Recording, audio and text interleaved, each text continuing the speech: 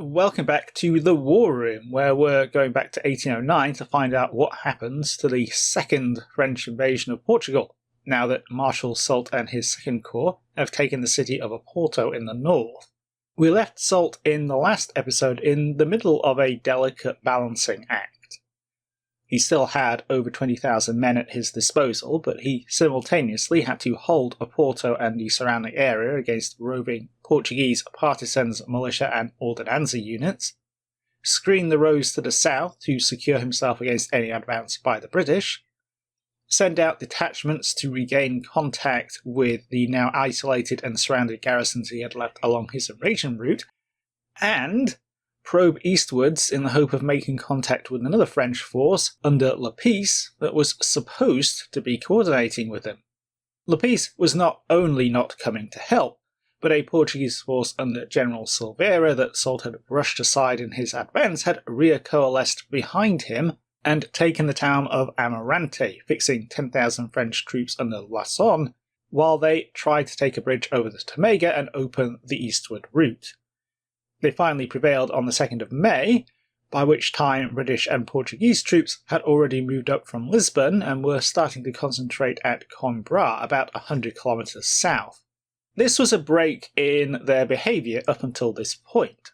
While Soult was invading from the north, the British army in Portugal had spent its time concentrated around Lisbon. They were led by General Cradock, who refused to entertain the idea that the country was in any way defensible, and kept close to the capital so that he could use the port facilities there to stage a quick naval getaway. This all changed on the 22nd of April, when Sir Arthur Wellesley arrived and took command. Wellesley had already made something of a name for himself in Portugal, leading the original contingent of British troops sent to drive out the first French invasion under Marshal Junot back in summer 1808. After pretty comprehensively defeating the French at Vimeiro, he was superseded in command and forced to take a back seat while his two new superiors, Sir Harry Burrard and Sir Hugh Dalrymple, failed to follow up his success and instead negotiated a French evacuation, giving them very favourable terms. This caused no small amount of outrage back in Britain, and all three generals were recalled to face a court of inquiry. This ultimately found nobody guilty, but Dalrymple and Burrard were quietly sidelined while Wellesley returned to active service. There was no guarantee that that meant he would return to Portugal, though. In fact, there was no guarantee that British involvement would continue at all. The situation on the peninsula at the end of January 1809 was pretty grim. Sir John Moore might have diverted two French corps into Galicia, but his army had ultimately been forced to evacuate and been reduced to a terrible state during the retreat to Coruña. There were another 5 French corps in Spain, apparently driving the Spanish armies before them at every turn. Portugal's regular army had essentially evaporated. The only meaningful conventional force in the country was made up of the small British detachments Moore had not taken with him. But the grand strategic opportunity to draw in, fix and grind down large numbers of French troops on the peninsula remained, and the British decided to risk a second expedition to Portugal under the command of the only person with any optimism about actually defending the place, Sir Arthur Wellesley. Wellesley was adamant that he could defend Portugal, provided that the French invaded with fewer than 100,000 men, and that he could command 30,000 British troops aided by a reconstructed Portuguese army. For the first condition, he thought that the French would need to deploy so much manpower securing their lines of communication to Spain that they would struggle to muster a force large enough to conquer Portugal. If anything, he thought they would underestimate the difficulty and he'd be able to worsen the overall French position on the peninsula by defeating smaller invasion forces. As for the second, while it was possible to scrape together another 30,000 British troops, the key element was the effort to reconstitute the Portuguese army. This would not only reinforce the British army, but provide troops to occupy static positions and take on secondary roles that would free up the field army to manoeuvre as necessary. This effort was actually already well in hand by the time Wellesley took command in Lisbon in April. It was at least in part a Portuguese initiative. They had originally wanted Wellesley to come and take command of their army, whip it into shape and lead it to victory. Wellesley declined, and the British sent General Beresford out instead, who took up the position of Portuguese Commander-in-Chief and became a Field Marshal. Beresford rapidly developed a grip on the Portuguese. He identified their core problem as a lack of good officers, so he brought in British officers to command, lead and instruct Portuguese units. Combined with an increased supply of arms, the Portuguese regulars around Lisbon were in a much improved state by the time Wellesley arrived. He wasn't tremendously impressed, and probably retained some doubts after having dealt with Portuguese forces the year before, but he nevertheless resolved to make use of them. The best battalions were incorporated into British brigades so that they would be fighting alongside more reliable troops, while Beresford took command of what was left. Along with more British units that have been arriving in Lisbon, this left Wellesley with 25,000 British troops and 16,000 untested Portuguese regulars at his disposal.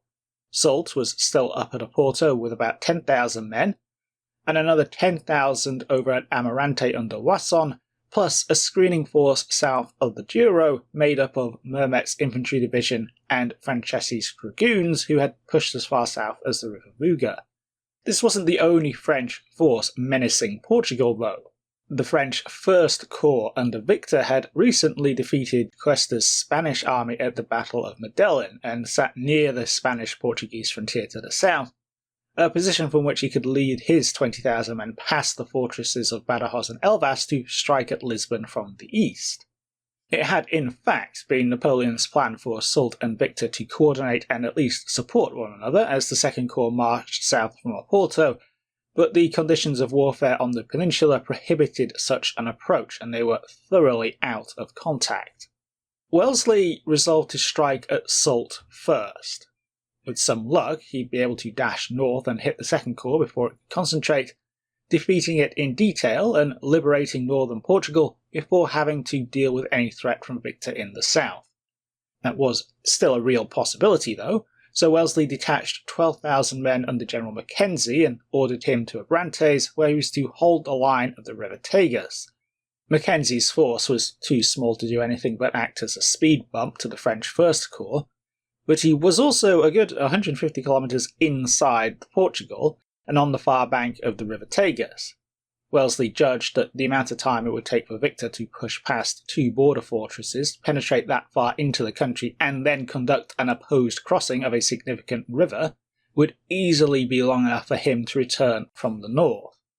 He concentrated his remaining force at Coimbra and then split off Beresford with 5,800 men. These were to move inland to Amarante and join with General Silveira to block the French line of retreat towards central Spain through the Trasamontes.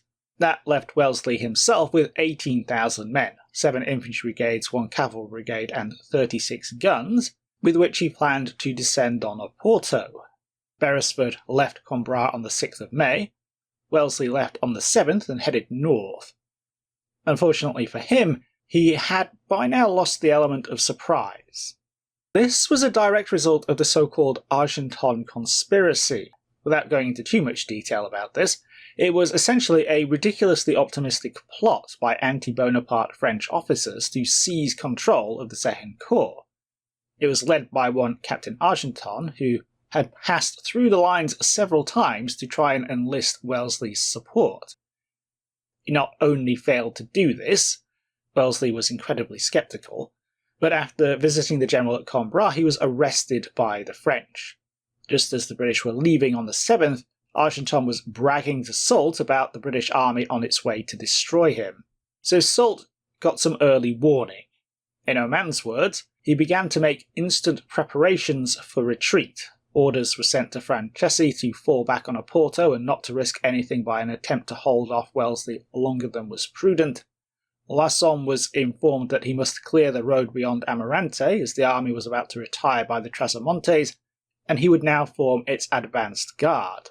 Lorge at Braga was directed to gather in the small fractions of Houdelet's division, which had been left at Viana and other places in the north, and to march in their company upon Amarante. The marshal saw, with some dismay, that these isolated detachments would not be able to join the main body till the 14th or 15th of May. It was necessary to hold Oporto as long as possible in order to give them time to come up. Soult has already made his mind up that he can't stay in Portugal. It's been hard enough getting to Oporto and staying there. He's totally isolated from other French forces. Wherever his forces go, they're surrounded by Portuguese partisans. Now he has a superior British force heading his way.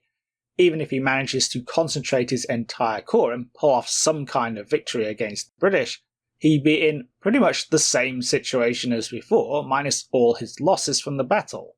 His orders from the Emperor are clearly impractical and out of date, so it makes sense for him to cut his losses and retreat back into Spain. The forewarning probably went a long way towards saving the French screening force from a serious defeat. Franceschi was holding the line of the River Buga with Mermet's infantry behind him at Grijon. Wellesley had detached 2 infantry brigades, ordering them to follow the coast, cross the Buga estuary in small boats, and then march to Ovar. There, they'd be in position to cut Franceschi's line of retreat, while the rest of the force surprised the French with a rapid night march. Neither of these efforts panned out. Night movements are always dogged by friction and delay. This one was no different, and Franceschi was able to fall back. The flanking effort was also delayed by the river crossing, and it didn't have enough strength in position to make the interception. On the next day, the 11th, Wellesley's forces recombined and advanced on the French at Grijon. Mermet held his ground until Wellesley threw out flanking forces. Then the French withdrew to the north, having delayed the British without getting into a major engagement. They fell back into Oporto, crossing the Douro to consolidate with Soult on the north bank and breaking the bridge behind them. Soult was also prepared to delay Wellesley.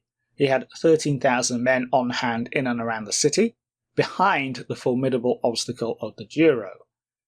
With the pontoon bridge broken again and all the small boats and barges on the river either sunk or tied up on the north bank, Soult and his staff were confident they had nothing to fear for at least a few days. Their main concern was that Wellesley would try and repeat the trick he had tried on the Buga, bringing fishing vessels up and effecting a crossing downstream of Oporto, so the French paid considerably more attention to the west, to the stretch of the Douro between Oporto and the sea, than they did to the east. Soult himself had set up his headquarters in a villa to the west of the city. From there he could keep an eye on the downstream reaches of the river while he organised his retreat. So thoroughly, relates Oman, were both Soult and his staff impressed with the idea that Wellesley would operate below and not above the city, that while the lower reaches of the Douro were watched with the greatest care, a very inefficient lookout was kept on the banks above Oporto. There would seem to have been but a single battalion placed in that direction, and this was lying far back from the river with no proper system of pickets thrown forward to the water's edge. Yet the opposite bank was full of cover, of thickets, gardens and olive groves, screening several lanes and bypaths that had led down to ferries. Such of the boats as had not been scuttled had been brought over to the north bank, but they were not all protected by proper guards. The British approached Oporto on the morning of May the 12th, arriving at the transpontine suburb of Villanova on the south bank. Wellesley left his army on the reverse slope behind the suburb, where the French couldn't see it, and took up a position in a monastery called the Serra Convento. This convent and the surrounding gardens gave Wellesley a dominant view over the city, but he was also accompanied by Portuguese advisors who knew the area, including some Oporto residents who had snuck across the river the day before with information about the French dispositions. So Wellesley is able to quickly get a good handle on the situation. He can see French pickets downstream and in the city itself. He can even see a force of infantry, artillery and wagons assemble on the northeastern edge and march off. This is Mermet's division of infantry, escorting 2nd Corps Reserve artillery and sick off towards Amarante. Meanwhile, British intelligence officers have been scouring the south bank all morning, and from them, Wellesley gets 2 critical pieces of good news. The first is that there is a working ferry about 6 kilometres upstream at Barco de Vintas.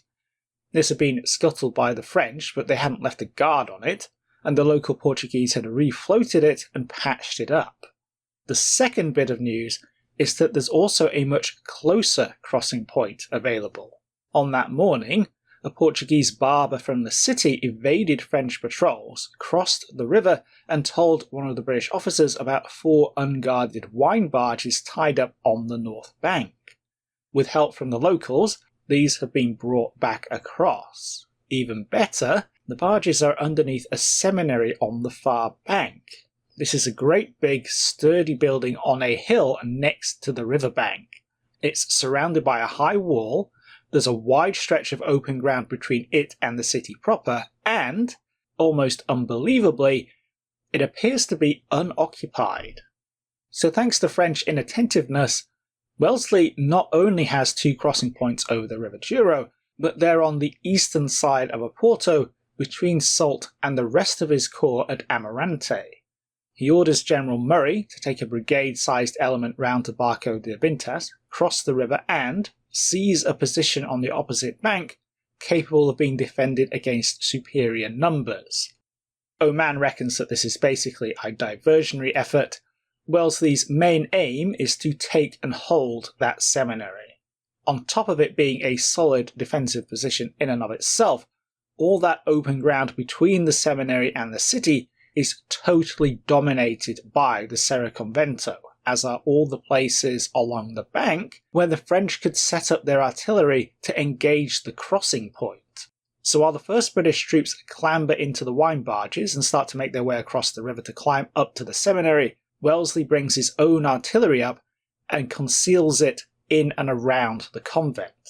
The barges take 15 minutes to get across, and between them they can carry about 100 men per trip. The first boatload makes it without any problems, finds that the seminary is indeed free of the French, and immediately starts the process of fortifying it. The French first got wind of what was going on at about 10:30, a whole hour after the first crossing. The seminary was in General Foy's area of responsibility, and upon hearing that troops in redcoats had been sighted on the river, he immediately sent a runner off to Soult. The Marshal was actually still in bed at this point, having worked late the previous night hammering out the details of his withdrawal. Oman gives us a good picture of the chaos that resulted. The staff were taking their coffee after a late breakfast when the hoofbeats of a furious rider startled them, and a moment later Brossard, the aide-de-camp of General Foy, burst into the villa shouting that the English had got into the town. Led to the Marshal's bedside, he hurriedly explained that Foy had just discovered the enemy passing by boats into the seminary, and was massing his brigade for an attack upon them. The Marshal started up, sent his staff flying in all directions to warn the outlying troops, ordered all the remaining impedimenta to be sent off on the Valongo road, and dispatched Brossard back to Foy to tell him to push the English into the river. He was hardly dressed and on horseback when the noise of a distant fusillade, followed by heavy artillery fire, gave the news that the attack on the seminary had already begun. This first attack went in at 11:30, it having taken Foy an hour to assemble his men. The lead regiment came up in the usual fashion, a series of columns preceded by swarms of skirmishers and supported by French batteries that came up and started to deploy near the riverbank, where they could cover the river and target the Rhine barges still ferrying British troops across. Seeing this, Wellesley ordered his own artillery concealed in the Serra Convento to open fire. The French artillery was rapidly neutralised by the concentration of guns. Then the British turned their attention to the infantry columns with devastating effect, not least because the British gunners were using a new shrapnel shot. Between the artillery fire and musketry from the seminary, this first French attack collapsed. By the time the French could organise a second, stronger attack, the entirety of Hill's brigade had occupied the seminary. Quoting Oman again, this new force of French executed a far more sustained and desperate attack on the seminary than had their predecessors, but it had no better fortune than the last. 1,000 British infantry, comfortably ensconced behind stone walls and protected on their flanks by the storm of shot and shell from the opposite bank of the river, could not easily be moved. So well indeed were they covered that in 3 hours fighting they only lost 77 men, while the open ground outside was thickly strewn with dead and wounded Frenchmen. Soult now has a real crisis on his hands. The British are well established on the north bank, in a position within striking distance of his line of retreat. He has to do something. What he decides to do is bring up Reynaud's brigade from its position in the city, where it was guarding the broken bridge and the quaysides, and throw them at the seminary in one final attack. This is the decision that puts the nail in the coffin for the Second Corps. As soon as the French are gone, hundreds of Portuguese civilians swarm down to the riverside, man all the boats they can find, and take them over to the south bank. Here, Campbell and Stuart's brigades emerge from hiding in Villanova, and the Portuguese start ferrying them across. Half an hour later, the first British troops have rushed up through the city and are attacking into the flank of the French as they're assembling to attack the seminary. Soult realises how bad things are, cancels the attack, and immediately orders the entire corps to withdraw along the Valongo road. So the French retreat in some disorder, pursued by British troops coming out of Oporto and from the seminary. It's absolute chaos. The French are hopelessly disorganised. The officers are trying to scrape together some kind of coherent rearguard. Into this situation comes General Murray. It's taken him longer than anticipated to get across the river at Barca de Vintas, but now he's coming up along the riverbank and finds himself in a perfect position to strike at the French. Murray looks at the French, considers his orders, which are to take and hold a secure position on the far bank, and does nothing. This is arguably the great lost opportunity of the Second Battle of Oporto. Murray has this fantastic chance to descend on the retreating French column while it's in this demoralised state of disarray. Napier says it was an opportunity that would have tempted a blind man to strike. The neglect of it argued want of military talent. Pretty much everyone agrees that Murray dropped the ball here, and the Second Corps could have been seriously mauled. As it was, the French were still harried, but they managed to escape. Wellesley didn't pursue them too closely. He only had a single cavalry brigade at his disposal, and most of that was still on the wrong side of the river. Estimates vary, but Oman puts the French battlefield losses at about 600, plus another 1,500 sick and injured that Soult had left behind in the city. British losses were comparatively minor, about 125 from all causes. Things are about to get worse for Soult, though. Having stopped to rest at Baltar, 16 kilometres east of Oporto, he received news from Lasson at 0100 on the morning of the 13th. Lasson had the other 10,000 men of the Second Corps, basically half the entire force, and Soult had been expecting him to be holding the bridge over the Tamega at Amarante and keeping the route into the Trasomontes open. But while Wellesley had been marching up to Oporto and evicting the marshal, Beresford had been marching to Amarante as well. He joined with General Silveira, and with 10,000 men between them, they moved up to confront the French. Lasson seems to have lost his nerve and fell back on Guimarães rather than fight, putting the Serra de Santa Catalina mountains between his force and Soult's main body. According to a man, when Soult read Lasson's message, he was appalled. All his plans were shattered, and he was clearly in imminent danger, for Wellesley from Oporto and Beresford from Amarante might converge upon him in the morning with nearly 30,000 men if it should chance that they had made out his position. No help could come from Lasson, who, having now reached Guimarães, was separated from the main body by the roadless expanse of the rugged Serra de Santa Catalina. Eastward lay one hostile force, westward another. To the south was the impassable Douro, to the north the inhospitable mountains. The Marshal could only think of one way out. He ordered the Second Corps to ditch all of their heavy equipment, artillery and stores, everything that wasn't man-portable, and set off into the mountains. He figured that there must be some way across. The French managed to discover a Navarrese camp follower in the army who knew a path through to Guimarães. To cut a long story short, Soult and his men make the journey. Wellesley doesn't continue the pursuit until the 14th.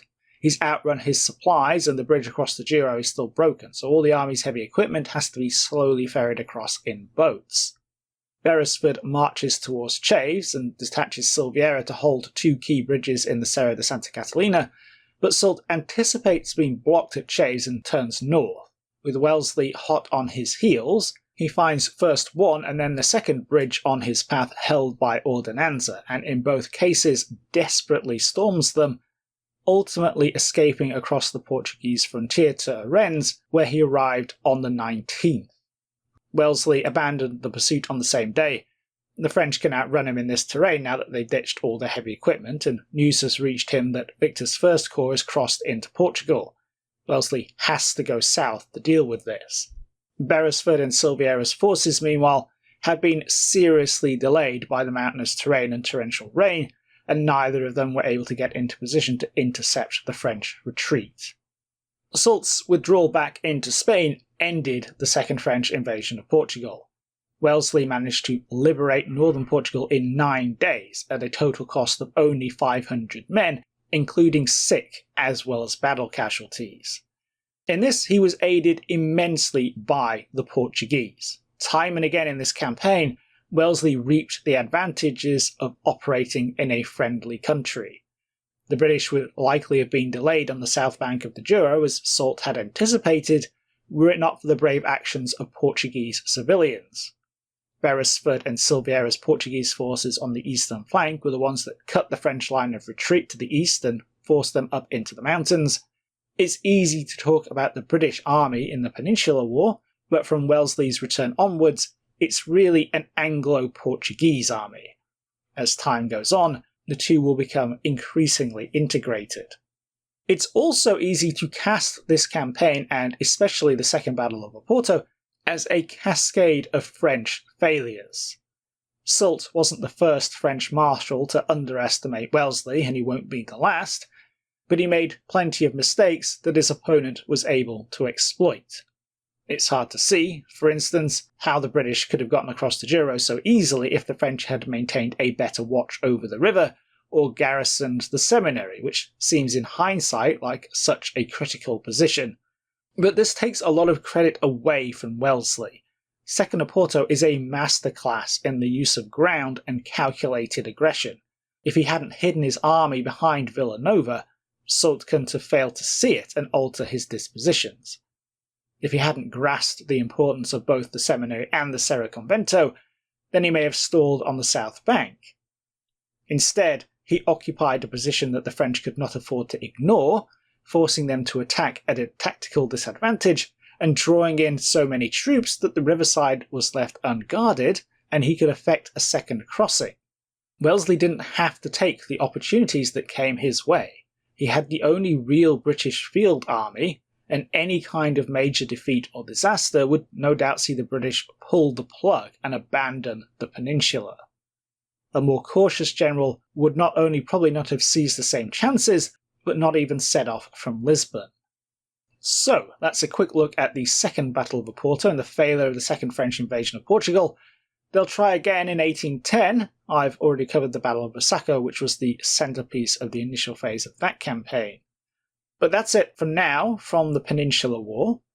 Hope you all enjoyed this video and found it interesting. If you'd like to see these early and support the channel, you can do so via Patreon and YouTube memberships. Whether you do or not, thanks for watching, and I'll catch you in the next one.